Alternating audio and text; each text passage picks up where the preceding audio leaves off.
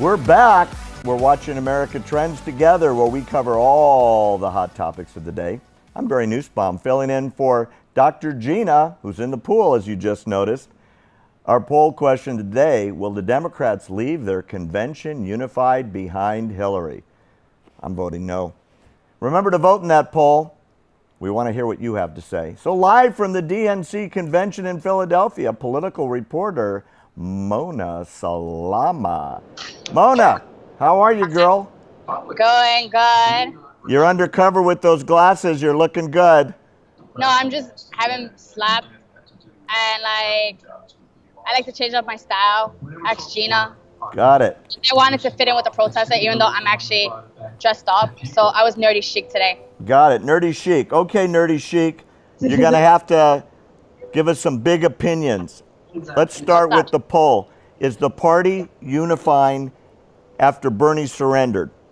No. The protesters are growing bigger and bigger by the day. Wait a minute. There's more protests? Yeah. Do you realize this is not on the big networks at all, Mona? Of course not. Well, Fox actually covered it yesterday. CNN is not even touching it. But there was protesters behind where I'm at right now. If you actually look to my right, your left, there's the exit. There's a parking lot. And then behind that, there was like a huge Black Lives Matter, Bernie or bust protesters. They gathered today in the Philadelphia City Hall. I actually saw a llama outside. I really thought I was in a zoo. I kid you not. So but no, the protesters are growing bigger and bigger by the day. And was this a Bernie llama? Oh yeah. Okay. So what do they want at this point? Their guy lost. He surrendered. He endorsed Hillary. Pretty strong speech. I mean, way stronger than Ted Cruz's non-endorsement of Donald Trump. Mona, what do they want at this point? To keep the political revolution alive. Bernie's biggest thing, even though I say he lightly endorsed her. The only reason why he's endorsed her because he doesn't want Donald Trump.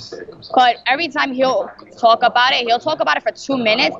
But then the rest of his speech will be all about, electing from the ballot down, local level to Senate level, from each state to Senate and each the United States Senate to elect progressive leaders, and that's his plan. So do the protesters, Mona, out in the street believe they're going to influence Hillary's direction of the party and her platform at this point?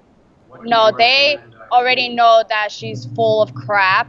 They're not holding her accountable. A lot of them are trying to get Bernie to denounce his endorsement. That's not gonna happen. But a lot of them are now supporting what's her name? Jill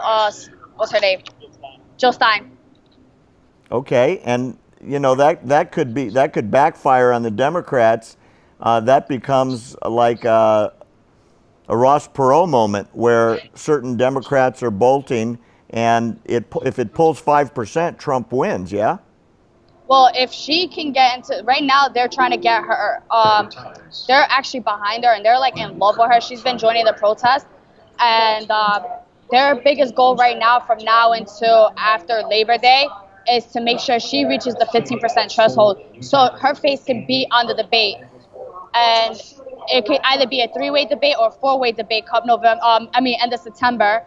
And they want to make sure that she gets her voice out there because they think she's like the replica of Bernie. So, in other words, Green Party, Libertarian Party, Republican Party, Democratic Party?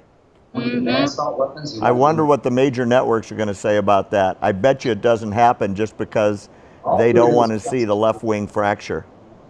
That and I bet you they're going to, there's only going to be 3 debates, they're going to find a way to change the debate rules. And they're going to say, yeah, we thought about that and we decided that it has to be a 2-party system. And they're going to find a way to make it Trump versus Hillary because that's going to be the show to watch. And then now with King going after Trump just moments ago, he's such a the high school boy that nobody wanted to be friends with. And then Pence is actually the guy you actually wanted to approach. So we'll see how Pence, if Trump is rubbing off on him the next 2 months. Got it. So is there still fallout coming in Philadelphia from the leaks that came out of the demise of Debbie Wasserman Schultz in regards to the way the Democratic Party fixed it for Hillary to push Bernie out? Well, as you see, the mainstream media is covering it how like Trump thinks that like it was Russia's fault, and now they're like twisting his words around to distort it. But most of the Bernie supporters are really pissed off that like they got rid of her as a DNC chair, and then moments later Hillary goes, "You're hired."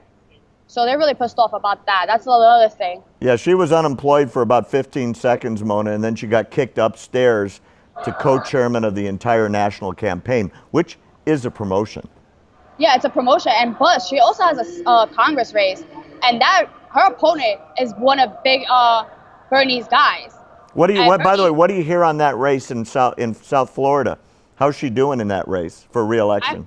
I don't know about the polling number. I haven't really paid attention now, but I heard a lot of money is flocking towards him right now. Really? Well, that'd be interesting if she goes from the head of the DNC and congresswoman to not and out of Congress. At least she's got a job running Hillary's campaign till November. So let's switch horses, Mona. What'd you think of Bill's weird dating history of Hillary speech last night? I got bored.